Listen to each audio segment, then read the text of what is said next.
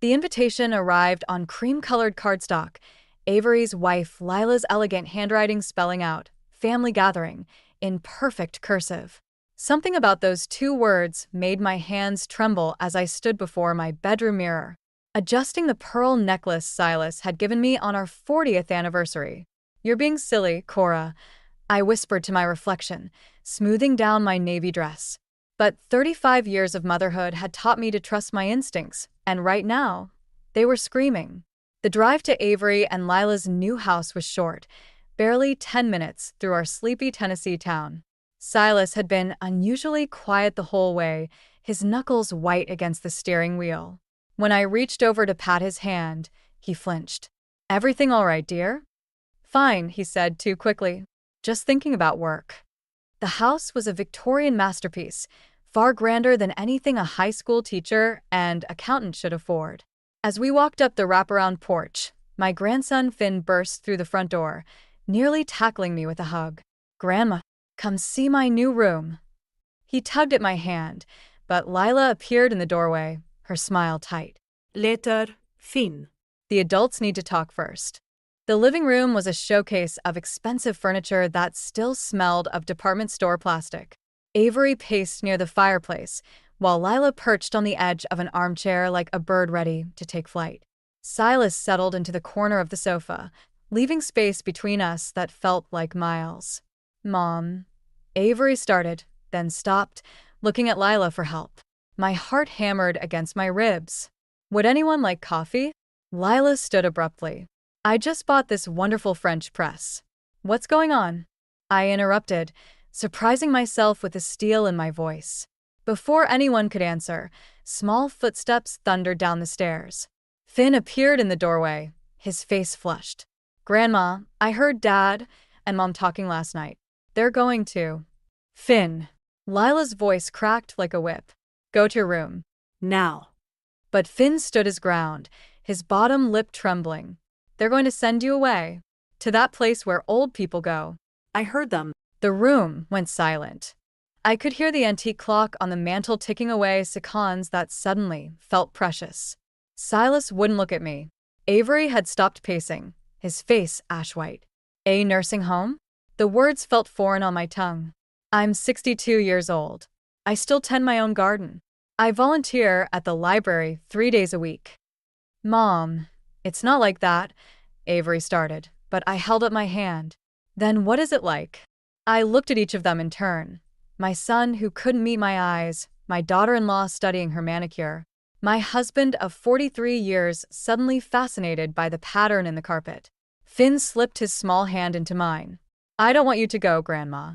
"Nobody's going anywhere right now," I said, squeezing his hand.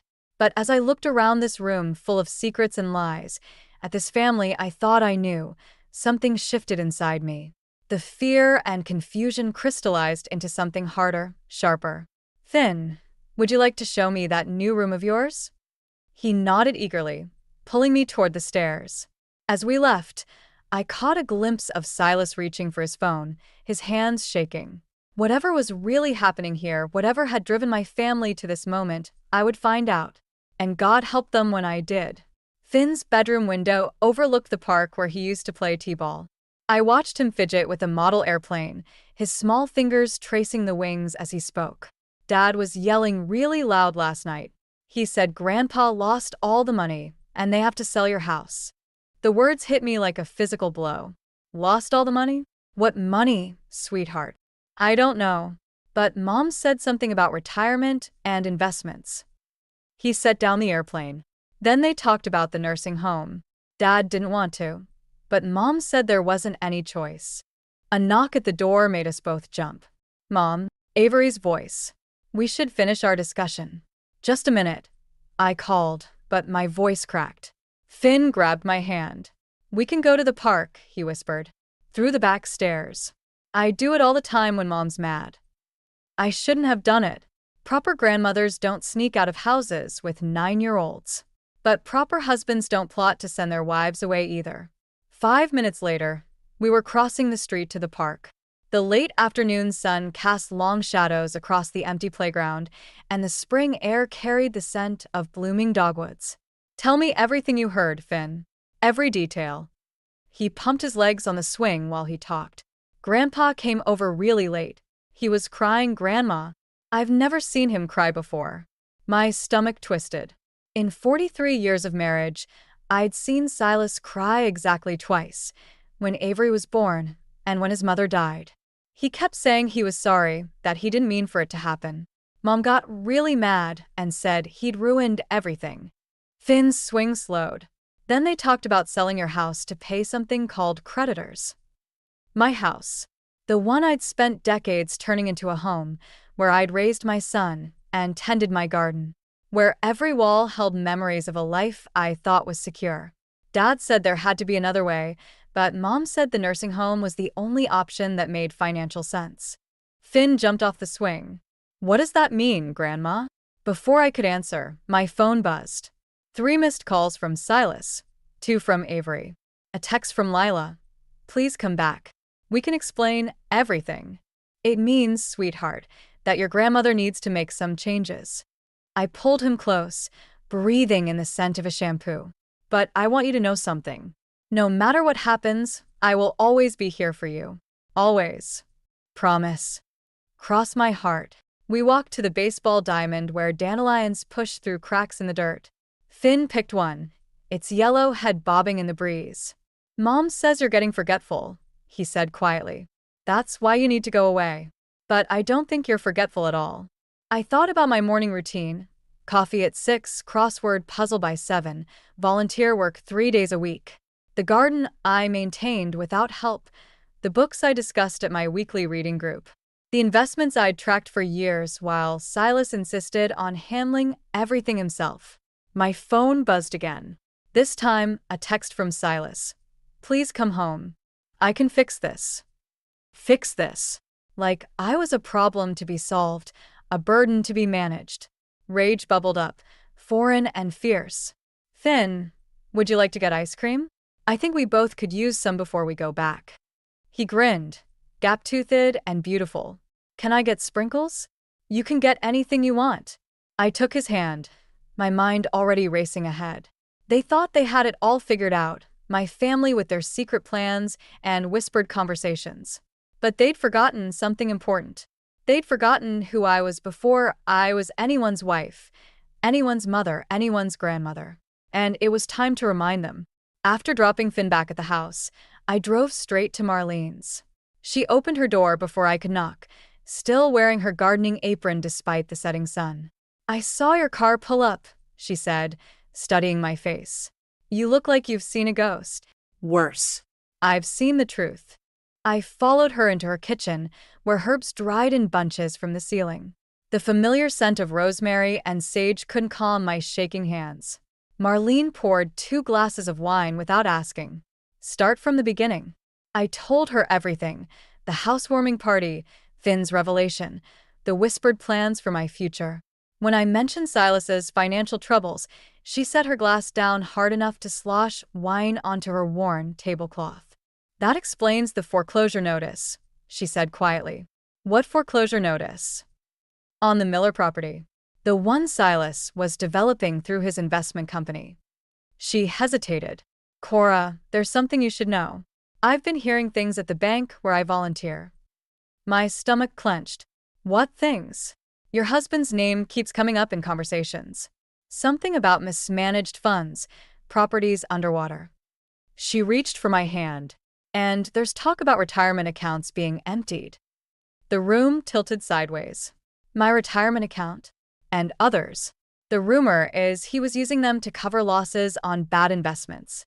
She squeezed my fingers. When did you last check your statements? I hadn't. Silas handled all our finances.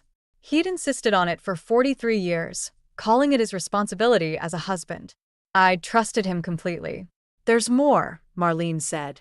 That beautiful house your son just bought? The deed's in Silas's name. The pieces clicked into place with sickening clarity. The mysterious house purchase. The sudden concern about my mental state. The nursing home plans. They're trying to protect their assets, I whispered, by declaring me incompetent before everything comes crashing down. The nursing home would be state-funded, Marlene confirmed. And if you're declared mentally incompetent before any financial wrongdoing comes to light, then I can't testify against my own husband." The words tasted like ash. My phone buzzed again. Another text from Silas. "Please come home. I need to explain." "Don't go," Marlene said sharply. "Not until we figure this out." I stood, my legs steadier than I expected. "I need to see something first." 20 minutes later, I sat in my home office, staring at my computer screen. It had taken 3 tries to guess Silas's password, our anniversary date, then Avery's birthday, finally settling on his mother's maiden name. The financial records spread before me like a map of betrayal. Empty retirement accounts, mortgages I'd never signed, investment losses that made my head spin. And there, buried in a folder marked Family Trust, documents preparing for my psychological evaluation. The front door opened downstairs. Silas's heavy footsteps crossed the foyer. "Cora, are you home?" I clicked through another document, this one showing transfers to Avery and Lila's account, money that should have been our retirement, now funding their new life, while plans were made to discard me. "Cora?" Closer now. The stairs creaked. I opened one final file. Papers for power of attorney, already drafted, waiting only for a doctor's declaration of my incompetence. My hands stopped shaking. The office door opened behind me. "There you are. I've been worried sick." "Have you, Silas?" I turned to face my husband, seeing him clearly for the first time in 43 years. "Or have you just been worried I'd find out?" His face went pale as he saw the computer screen. "I can explain everything." "Yes," I said, my voice steady. "You will." Silas slumped into my office chair, the leather creaking beneath him. In the fading light, he looked older than his 64 years, his shoulders curved under an invisible weight. "It started with small investments," he said, "properties that seemed guaranteed to turn a profit. But then the market shifted, and I had to cover the losses. With my retirement fund?" My voice stayed steady, though my fingernails dug half-moons into my palms. "I was going to pay it back. I had a plan." He reached for my hand, but I stepped away. The Miller development was supposed to fix everything. "And when that failed, you decided to fix me instead?" I gestured at the power of attorney documents on the screen. "Have me declared incompetent?" That was Lila's idea. The words tumbled out. She said it was the only way to protect what's left. "If you're declared incompetent before the creditors come, before they discover you've committed fraud." The family photos on my desk caught my eye, vacation snapshots, Christmas mornings, moments I'd thought were real. "And Avery agreed to this?" "He didn't want to, but the house."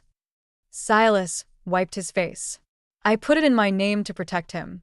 If everything falls apart, at least they'll have somewhere to live." A knock at the front door echoed through the house. Silas jerked upright. "That'll be Dr. Patterson," he said. "I called him when I couldn't find you. He's here to do an evaluation." "You actually called him?" The reality of their plan hit me full force. "You were really going to do this tonight? We don't have much time. The bank is asking questions." Another knock, more insistent. Silas stood, reaching for my arm. "Please, Cora. Just talk to him." Make this easier for everyone." I yanked away, my wedding ring catching the last sunlight through the window. 43 years of marriage flashed through my mind. The young man who'd promised to cherish me, the father who'd taught our son to ride a bike, the husband who'd held my hand through my mother's funeral. Easier? I pulled the ring off my finger. It felt lighter than I remembered. "Like this?" The ring clinked against his chest as I tossed it, bouncing once before rolling under the desk. Silas stared at me, mouth open.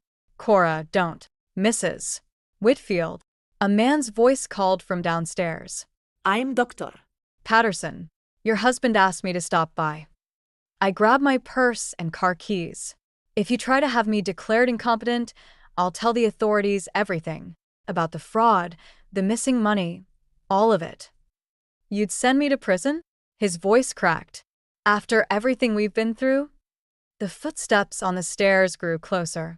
I thought of Finn in his new room, playing with his model airplane, innocently revealing the plot against his grandmother. I thought of Avery and Lila in their beautiful house, built on stolen dreams. You should have thought of that before you decided to throw me away. I slipped past him and down the hall, my shoes silent on the carpet. The back stairs would take me to the kitchen door, the same escape route Finn had shown me earlier. Behind me, I heard Silas greeting the doctor, making excuses about my whereabouts. Let them search. Let them worry. Let them wonder what else I might know, what else I might do. As I drove away, my bare finger throbbing where my ring used to be, I realized something. Betrayal doesn't break you all at once. It happens slowly, then suddenly, like ice cracking beneath your feet. And I was done trying to keep my head above water for people who'd rather watch me drown. Marlene's guest room felt like a shelter in a storm, but I couldn't sleep. At 3 a.m, I sat at her kitchen table, scrolling through dozens of missed calls and messages. Avery's latest text made my hands shake. Mom, please don't do anything rash. We can work this out as a family. Family. The word had lost its meaning somewhere between fraud and betrayal. Can't sleep either? Marlene appeared in her robe, clutching 2 mugs of chamomile tea. I heard you pacing. I found something else, I said, sliding my phone across the table. Look at the date on this email. She squinted at the screen, then drew in a sharp breath. 3 months ago? They've been planning this since before Avery and Lila bought the house. The tea scalded my throat. They used my retirement money for their down payment, knowing they'd need to get rid of me before I found out. A car's headlights swept across the kitchen windows. We both froze. That's the 3rd time tonight, Marlene whispered. Same car. Silas probably hired someone to watch for me. I laughed, but it came out hollow. He always said private investigators were cheaper than lawyers. You need a lawyer, Cora. A good one. I need my life back. I twisted my bare ring finger, the skin still marked after 43 years. But first, I need to get to the bank before Silas can empty any more accounts. Dawn found me in the parking lot of First Tennessee Bank, waiting for the doors to open. My phone buzzed, Lila this time. Finn's asking for you, she said without preamble. He won't go to school until he talks to you. Put him on. Not until you promise not to fill his head with. Either put my grandson on the phone, or hang up Lila. Those are your options. A pause, then Finn's voice. Grandma? Are you okay? I'm fine, sweetheart. Just taking care of some things. Dad's really mad at Grandpa. I heard them fighting last night. His voice dropped to a whisper. Mom says you're sick, but I told her you're not. I told her you're the smartest person I know. Tears burned my eyes. Thank you, Finn. That means everything to me. When are you coming home? Before I could answer, the line went dead. Lila's number was already blocked when I tried to call back. The bank manager's office felt too small, too warm. She reviewed my accounts with practiced neutrality, but I saw the moment she noticed the irregularities. Mrs. Whitfield, these transactions. She turned the monitor, so I could see. They're quite concerning. Would you like me to contact the authorities? I stared at the numbers, each one a betrayal in digital form. Not yet, but I need to make some changes first. By noon, I had opened new accounts in my name only, transferred what little remained of my personal savings, and filed fraud reports on the unauthorized transactions. As I left the bank, my phone buzzed with a text from an unknown number. Mom, it's Avery. Please don't do this. Dad's talking about hurting himself. My finger hovered over the reply button. Then I remembered the power of attorney papers, already filled out. The doctor they'd brought to declare me incompetent. The house they'd bought with my stolen future. I deleted the message.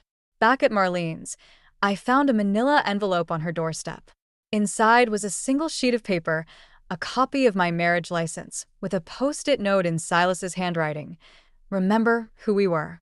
Please come home. I let the paper fall into Marlene's recycling bin.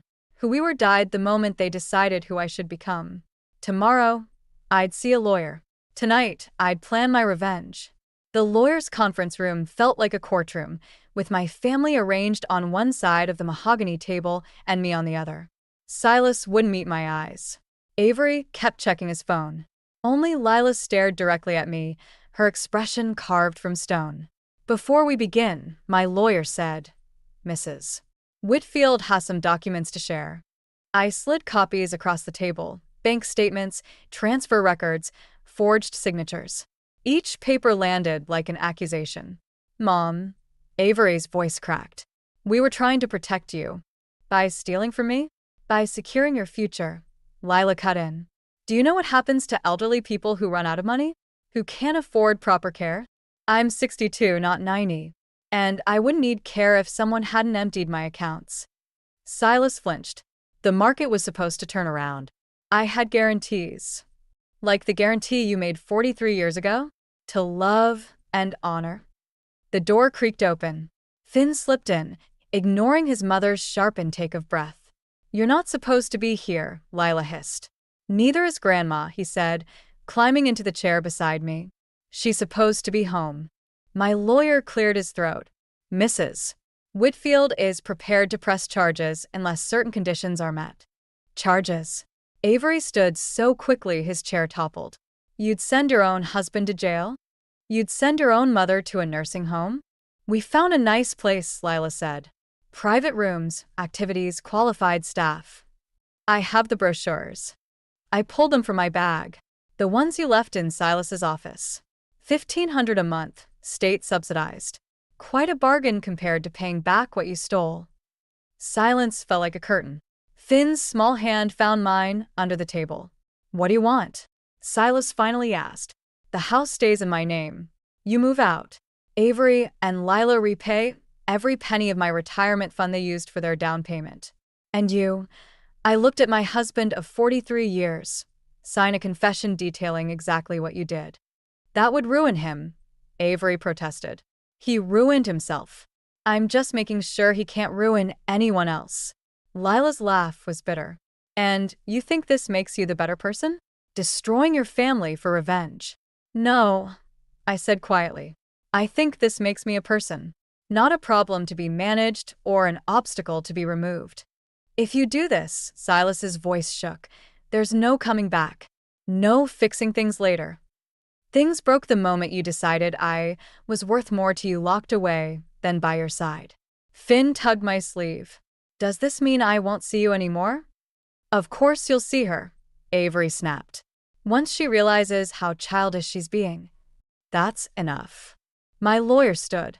"My client has made her terms clear. You have 24 hours to decide." As chairs scraped back and papers shuffled, Finn wrapped his arms around my waist. "I don't care what Mom and Dad say. You're not crazy." Lila grabbed his shoulder. "We're leaving." Now. I watched them file out, my grandson fighting tears, my son avoiding my gaze, my husband looking suddenly old and small. Only Lila paused in the doorway. "You'll regret this," she said softly. "When you're alone with nothing but your pride, you'll remember who really tried to take care of you." The door clicked shut behind them.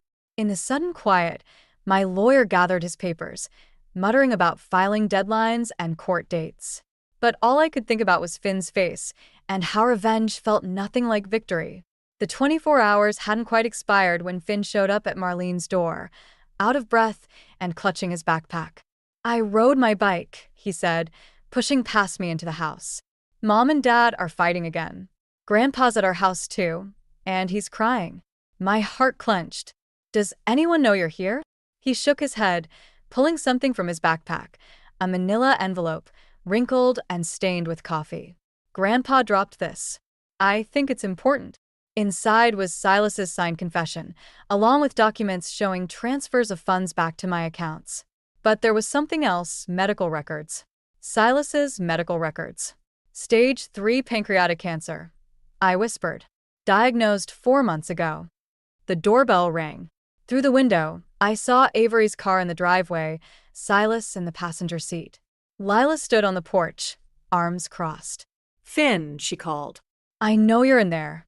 I looked at my grandson, his face pale but determined. "It's okay," he said. "I'm not afraid anymore." When I opened the door, Lila started to speak, but I held up the medical records. "Were you going to tell me?" She stepped back. "He made us promise not to. Get in here. All of you." Minutes later, We sat in Marlene's living room, the same players as yesterday's meeting, but with exhaustion replacing anger. Silas looked smaller somehow, diminished. "The first investment went bad," he said quietly. "I thought if I could just make it back before the cancer." His voice cracked. "Before I left you alone. So, you decided to leave her alone in a nursing home instead?" Avery's voice was sharp. "Dad, I can't keep defending this." "I'm not asking you to." Silas pulled out more papers, property deeds, bank statements. "I've signed everything over to Cora. The house, what's left of the accounts, everything. Avery and Lila's house too." Lila stood abruptly. "You can't." "He can," I interrupted, "because it was never his to give you in the first place." Finn, who had been unusually quiet, suddenly spoke up. "Is Grandpa going to die?" The room fell silent. Silas wiped his eyes. "Yes, buddy, but not right away." "Then why are you all fighting? Why can't we just—" He looked at each of us in turn. "Why can't we just be family for the time we have left?" I thought about revenge, about justice, about all the ways I'd imagined making them pay. Then I looked at my husband, this proud, foolish man who'd tried to secure my future by stealing it. "The house stays in my name," I said finally. "All of them. But Avery and Lila can stay in theirs, with a proper rental agreement." And Silas. He met my eyes for the first time in days. "Yes, you'll move into the guest room at our house. We'll get hospice care when it's time. But no more secrets, no more schemes. Everything in the open." "Mom," Avery started, but I held up my hand. "I'm not doing this for him. Or for any of you." I reached for Finn's hand. "I'm doing it because revenge doesn't heal anything. And we've all done enough damage." Lila sank back into her chair. "What about the confession? The charges?" "I'm keeping them. Insurance against future betrayals." I looked at each of them in turn. "Trust, once broken, has to be earned back. Slowly. Carefully. If you're willing to try." Finn squeezed my hand. Across the room, Silas nodded, tears tracking down his face.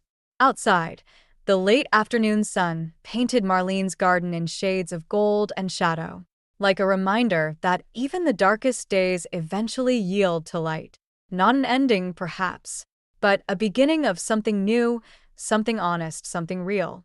6 months later, I stood in my kitchen, arranging cookies on a plate while hospice adjusted Silas's medication in the next room. The doorbell rang, and Finn burst in, followed by Avery and Lila, their step still cautious on my threshold. I made honor roll. Finn waved his report card. "And I got picked for the science fair." "Of course you did." I hugged him close, breathing in the scent of autumn air, and boy, your project on solar energy was brilliant. Lila cleared her throat. "We thought maybe, if you're not too busy, you could help him with the next one." The olive branch was small, but it was there, like the casseroles she'd started bringing over, or the way Avery now called every evening to check on his father. Baby steps toward something not quite forgiveness, but close enough. "I'd love to," I said. "But first, I have something to show all of you." I led them to my home office. Once Silas's domain, now transformed. Where his investment papers had been, there were now college brochures. My laptop showed applications for business courses, and a half-finished business plan lay on the desk. "What is this?" Avery picked up a pamphlet for small business loans. "Remember that little bookshop downtown? The one going out of business?" I touched the business plan. "I'm buying it. The papers will be ready next week." "But," Lila looked confused, "you've never run a business." No. "Because 43 years ago, when I had the chance, I chose to support your father's dreams instead." I met their eyes. "It's time for my own." Finn examined the shop's photo. "Can I help? I could organize the kids section." "I'm counting on it." The hospice nurse appeared in the doorway. "He's asking for you, Mrs. Whitfield. All of you." Silas lay propped up in the hospital bed we'd installed in the guest room, his face gaunt but peaceful, his eyes fixed on the business plan in my hands. "You finally found the courage," he whispered. "I had it all along. I just needed to remember." He nodded, then looked at Avery and Lila. The house is yours when it's time, but on your mother's terms. Always on her terms now. Dad, Avery started, but Silas shook his head. I spent years thinking I knew what was best for everyone, making choices that weren't mine to make. He reached for my hand. I forgot that love means supporting dreams, not burying them. Later, after they'd gone home and the nurse had settled Silas for the night, I sat in my office planning tomorrow's bank meeting. Marlene had offered to help with the bookkeeping, and Finn was already designing bookmarks for the grand opening. My phone buzzed with a text from Lila. Need help with a business plan? I know some people. Another olive branch. Another step forward. I touched the bare spot on my ring finger, thinking of the wedding band now tucked away in my jewelry box. Some bonds remain even after the symbols are gone, transformed but not destroyed. Like the way Silas now asks about the bookshop every morning, trying to make amends with what little time he has left. Or how Avery calls me mom again, the word carrying new weight, new understanding. The last light of day filtered through my window, casting long shadows across the business plan. Tomorrow, I'd sign the papers that would make the bookshop mine. Next week, I'd start classes on business management. Small steps toward a dream 43 years delayed, but not defeated. Because sometimes the best revenge isn't revenge at all. Sometimes it's simply becoming who you were always meant to be, while those who once sought to cage you learn to watch you fly.